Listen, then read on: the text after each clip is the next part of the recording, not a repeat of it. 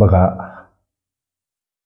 एका आयताकृती जमिनीची लांबी रुंदीच्या दुप्पट 8 मीटर बाजू असलेल्या तलावाने त्या भूखंडाचा एक अष्टमांश भाग व्यापलाय. तर या भूखंडाची लांबी किती असा प्रश्न केला मित्रांनो. ही आहे आयताकृती जमीन. लक्ष द्या, आयताकृती जमीन आहे. आता इथं लांबी आणि रुंदी हे शब्द लिहा. आता गणितीय वर्णनाप्रमाणे ह्या आयताकृती जमिनीची लांबी रुंदीच्या दुप्पट, म्हणून समीकरण स्वरूप रुंदी x, लांबी x ची दुप्पट 2x. लांबी रुंदीच्या दुप्पट आहे. ही लांबी आणि रुंदीची समीकरण झाली. ठीक आहे सर. आता गणितातला हा भाग, हे वाक्य आपल्याला उत्तरापर्यंत घेऊन जाणार आहे. 8 मीटर बाजू असलेल्या तलावाने त्या भूखंडाचा एक अष्टमांश भाग व्यापला. एक भाग व्यापला. लक्ष द्या, ज्या तलावाची बाजू 8 मीटर आहे, इथं आपल्याला असं मनन चिंतन करायचं की हा जो तलाव आहे चौरस आकृती आहे. ओके, या आयताकृती जमिनीचे मित्रांनो एकूण भाग आहेत 8.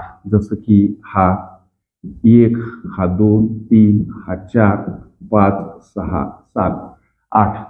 तुम्हाला समजायला सोपं जावं म्हणून ही आकृती. आयताकृती या एकूण जमिनीचे भाग आहेत 8. आता लक्ष द्या, ह्या तलावाने जमिनीचा एक अष्टमांश भाग व्यापला. म्हणजे हे 8 म्हणजे काय, त्या जमिनीचे एकूण भाग. लक्षात आलं तुमच्या, एकूण भाग. आता हा एक भाग तलावाने व्यापला किंवा तलावाने व्यापलेला. ओके, हा जो एक भाग आहे या आयताकृती जमिनीचा तलावाने व्यापलेला आहे, ज्याची बाजू 8 मीटर. मग उत्तराप्रत कसं जायचं. हा जो तलाव आहे चौरस आकृती आहे सर. मग चौरसाचे क्षेत्रफळ काढण्याचं सूत्र बाजूचा वर्ग. बाजू तलावाची 8 अर्थात 8चा वर्ग 64 चौर ही मीटरमध्ये आहे एकक. 64 चौरस मीटर ही काय इथं लिहितो, तलावाचे एकूण क्षेत्रफळ किती हो सर, 64 चौमी. ओके, आता लक्ष द्या, जमिनीचे एकूण भाग आहेत 8. त्यापैकी एक भाग तलावाने व्यापला, ज्या तलावाचं क्षेत्रफळ 64 चौरस मीटर आहे. त्या बाजूवरून आपण काढलं. जमिनीचे एकूण भाग आहेत 8. आता या 64ला 8ने गुणलं म्हणजे आपल्याला त्या जमिनीचं क्षेत्रफळ मिळणार. ओके, गुणाकार करा. 8 × 32, 3, 8 × 48 आणि 3 51. 512 चौमी हे काय आहे, जमिनीचे एकूण क्षेत्रफळ.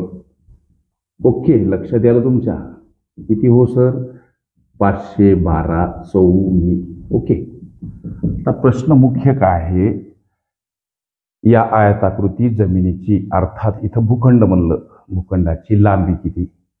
ओके, इथं लिहा आता आयताचे क्षेत्रफळ.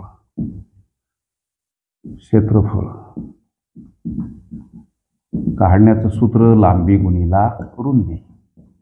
इथं हेच सूत्र का वापरलं, तर ही जी जमीन आहे ही जमीन आयत आकृती आहे. या जमिनीची अर्थात ह्या आयत आकृती जमिनीला इथं भूखंड म्हणलं, या भूखंडाची लांबी विचारली. ओके, जमीन आयताकृती असल्यामुळं आयताचं क्षेत्रफळ काढण्याचं सूत्र लांबी गुणिला रुंदी. आता ह्या आयताकृती जमिनीचं एकूण क्षेत्रफळ आहे मित्रांनो 512 चौमी. क्षेत्रफळाच्या रकान्यात लिहा.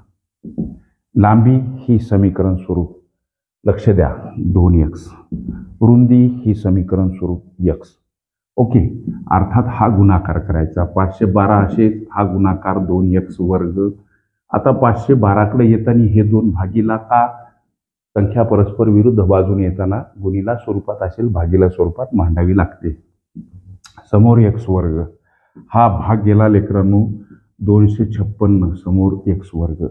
आता हे वर्गपद घालवायचं म्हणजे ही संख्या 256 वर्गमुळात म्हणजे समोर आता एकटा एक्स 256चं वर्गमूळ 16 हे उत्तर आलं मीटरमध्ये. एक्स म्हणजे काय तर गृहीत धरलेली रुंदी अर्थात 16 मीटर. हे मीटरमध्ये कसं आलं हो सर तर हे जे जमिनीचं क्षेत्रफळ आहे हे चौरस मीटरमध्ये आहे म्हणून हे मीटरमध्ये आलं. ओके. आता या रुंदीच्या दुप्पट लांबी आहे. या 2x मध्ये आल्या एक्सची किंमत टाका किंवा 16 32 मीटर ही का असणार लांबी असणार त्या आयताकृती जमिनीची अर्थात भूखंडाची लांबी किती 32 मीटर. हे उत्तर मित्रांनो पर्याय क्रमांक सी मध्ये दर्शवलेलं आहे. ओके.